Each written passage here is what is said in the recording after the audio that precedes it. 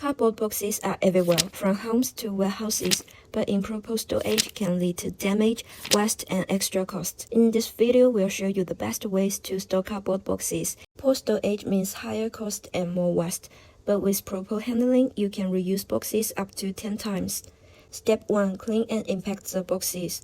Look for mold, dust, or bugs. Step 2. Remove type and lips. Flatten the boxes along original creases.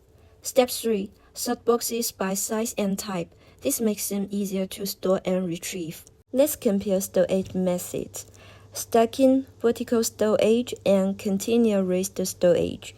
Stacking is space-saving, but remember, heavy boxes go at the bottom. Vertical storage improves access and protects boxes from crushing. For long-term storage, use silica gel and pest control packs.